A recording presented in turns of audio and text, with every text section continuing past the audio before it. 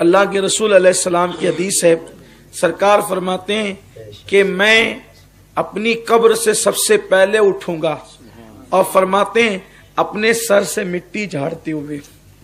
आगा फरमाते हैं मैं अपने सर से मिट्टी झाड़ते हुए अपनी कब्र से उठूंगा और अबू बकर को और उमर को अपने साथ लूंगा। यानी कि सऊदी के मुफ्ती का फतवा काबिल अमल नहीं होगा कि ये जो कहा जा रहा है ना कि रसूलुल्लाह को और सिद्दीक व फारूक को जो है वहां से निकाल कर जो है वो जन्नतुल बकी में मुंतकिल कर दो, मुंतकिल करने वालों की हुकूमत मुंतकिल हो जाएगी। हुजूर फरमाते हैं मैं अपनी कब्र से उठूंगा जहां साहबा ने दफन किया होगा। इसका मतलब हुजूर की कब्र वहां से हटाई नहीं जा सकती, हुजूर वहीं रहेंगे। और फरमाते हैं मैं, और फिर ये भी सुन लें, अगर सऊदी सोचता है कि नबी को निकाल के जन्नतुल बकी में मुंतकिल करेगा तो ईरानी का ख्वाब भी पूरा नहीं हो सकेगा।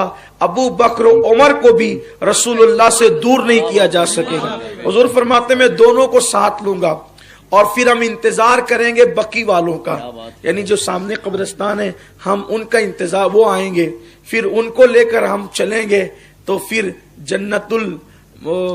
जन्नतुल मुअल्ला वालों का इंतजार किया जाएगा और फिर वो मक्के के कब्रिस्तान के लोग आएंगे और फिर इस तरह से सारे मोमिनीन को लेकर, सारे ईमान वालों को लेकर हुजूर मैदान महशर में जाएंगे।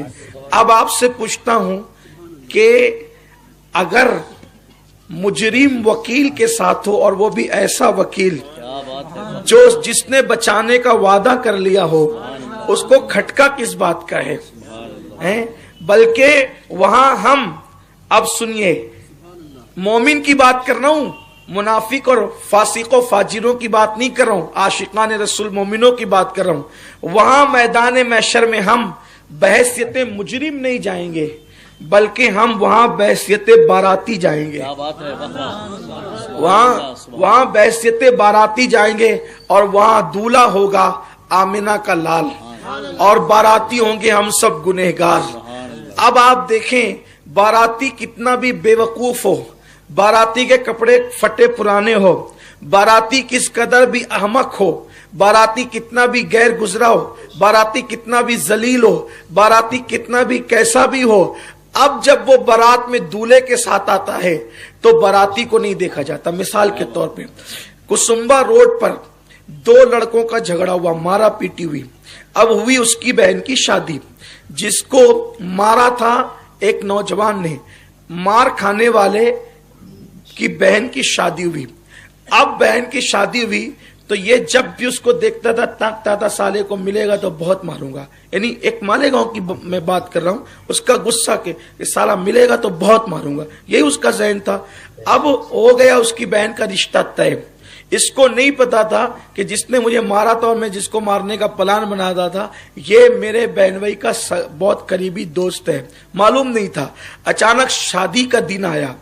अब शादी के दिन हुआ ये कि उसने दूल्हे के गले में हाथ डाला और हाथ डाल करके आया इसकी गली में। उसको ही पता था जिस दिन इसके हत्थे चढ़ूंगा इतनी पिटाई खाऊंगा कि नानी का दूध याद आएगा या छठी का दूध याद आएगा, यही सब होगा उसका। लेकिन जब दूल्हे के गले में हाथ डाल करके आया तब ये देख तो रहा है लेकिन कुछ करेगा नहीं। वजह क्या है? आज बाराती नहीं देखा जाएगा, आज दूल्हा देखा जाएगा। कितनी भी खुन्नस है, दूल्हा देखा जाएगा, बाराती नहीं देखा जाएगा। दूल्हे, क्योंकि अब अगर उससे बहस करता है तकलीफ किसे होनी है? दूल्हे को होनी है।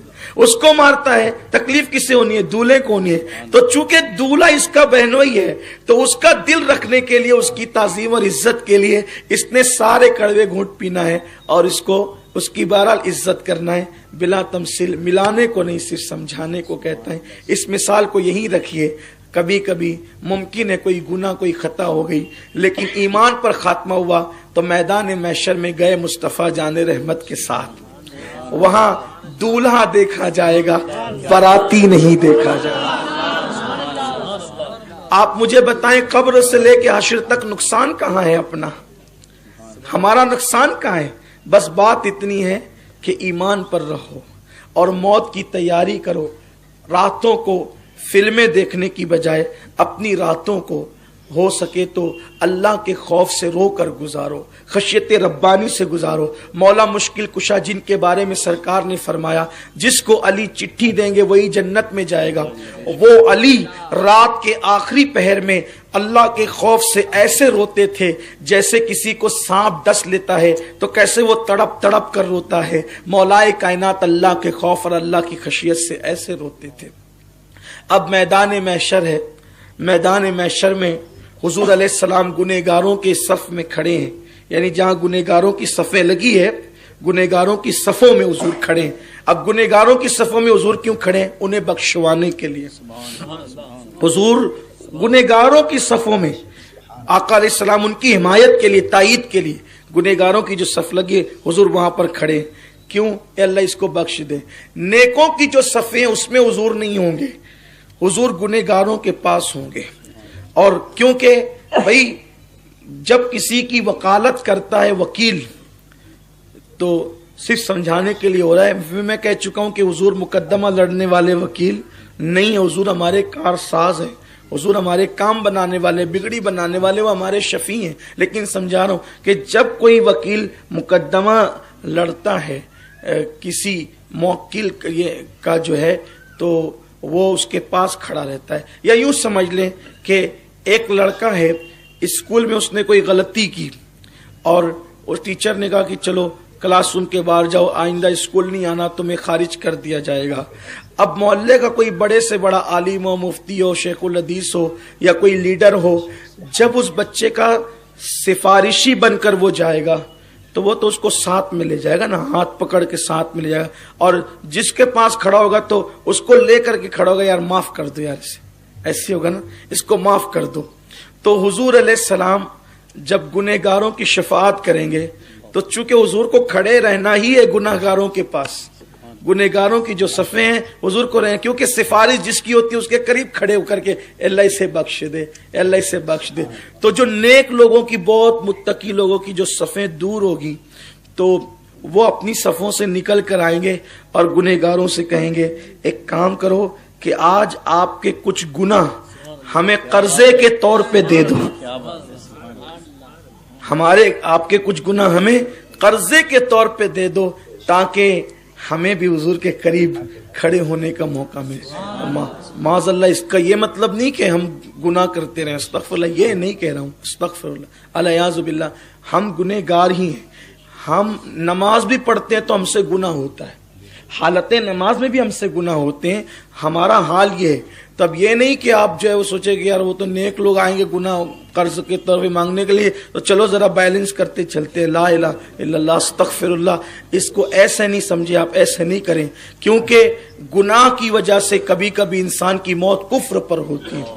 تو گناہ قصدن نہیں کرنا، ہم تو نماز پڑھتے ہوئے بھی گناہ کرتے ہیں، ہم تو روزہ رکھتے ہوئے بھی گناہ کرتے ہیں، ہم تو زکوٰۃ دیتے ہوئے بھی گناہ کرتے ہیں، لیکن ہمیں شعور نہیں ہوتا، ہر وقت ہم سے گناہ ہوتا رہتا ہے۔ ابھی میں تقریر کر رہا ہوں، بیٹھ کر کے تقریر کر رہا ہوں، بہت ممکن ہے کہ نہ آپ کو محسوس ہو رہا ہے نہ مجھے محسوس ہو رہا ہے، ممکن ہے کوئی بات ایسی نکل جائے کسی کو محسوس نہ ہو اور وہ گناہ میں لکھی جائے، دل میں کوئی خیال ایسا آ جائے وہ گناہ میں لکھا جائے، نگاہ کسی طرف اٹھ جائے وہ گناہ میں لکھی جائے، یہ ہوتا ہے۔ تو بہرحال جو بہت نیک اور متقی ہوں گے وہ گنہگاروں سے آ کر کہیں گے کہ ذرا کچھ گناہ ہمیں قرض کے طور پر دے دے تاکہ ہمیں بھی حضور کا قرب، ہم حضور کے قریب کھڑے ہونے کا ہمیں موقع نصیب ہو جائے۔ تو امام اہل سنت محدث بریلوی امام احمد رضا یوں اس کو بیان کرتے ہیں، کیا ہی ذوق افزا شفاعت ہے تمہاری واہ ہوا، کیا ہی ذوق افزا شفاعت ہے تمہاری واہ ہوا، قرض لیتی ہے، قرض لیتی ہے گناہ، قرض لیتی ہے گناہ۔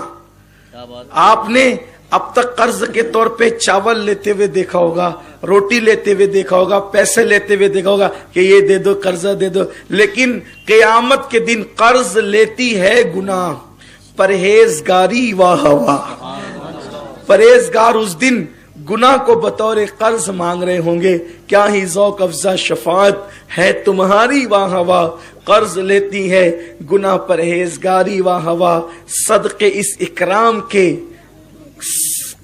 قربان اس اکرام کے، صدقے اس انعام کے، قربان اس اکرام کے، صدقے اس انعام کے، قربان اس اکرام کے، ہو رہی ہے دونوں عالم میں تمہاری واہ واہ، ہو رہی ہے دونوں عالم میں تمہاری واہ واہ۔ تو اب شفاعت ہو گئی۔ اچھا شفاعت ہوگی تو ایک یہ بھی ہوگا، صرف اشارہ، بڑا پیارا موضوع ہے، خوبصورت موضوع ہے۔ موت مومن کی بڑی حسین ہے، کہیں سے کہیں تک نقصان نے صرف حضور کی محبت میں خاتمہ ہو، ایمان پر خاتمہ بس۔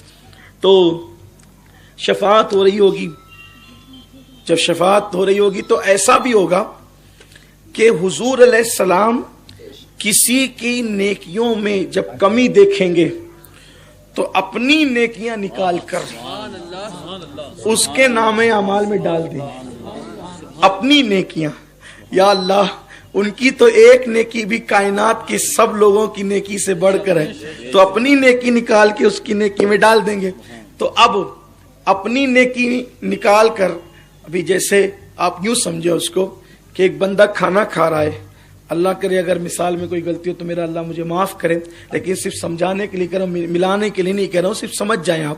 ایک بندہ کھانا کھا رہا ہے، کھانا کھاتے کھاتے اس کا پورا موڈ ہے کہ اب میں نے کھانا ختم کر دینا ہے، اور آخری لقمہ جیسی وہ لے اور ادھر ادھر کسی سے بات میں مصروف ہو تو کوئی دوسرا بندہ اچانک سے کھانا اٹھا کر کے اس میں ڈال دے، تو وہ جیسے ہی دیکھے گا تو اس کو حیرت ہوگی، یہ کہاں سے آیا، میں نے لیا تو نہیں، دیا کس نے، یہ کہاں سے آیا؟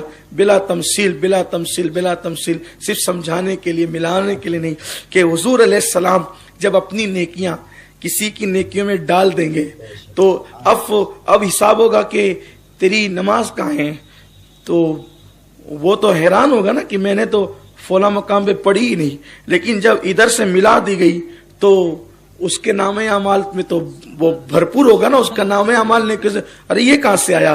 تو اب اس کو استائے زمن کہتے ہیں، گناہ گار پہ جب لطف آپ کا ہوگا۔ اب میری طرف دیکھیں، اس کو شعر سمجھنے کے لیے میری طرف دیکھیں، شعر سمجھنے کے لیے میری طرف دیکھیں۔ گناہ گار پہ جب لطف آپ کا ہوگا، کیا بغیر کیا،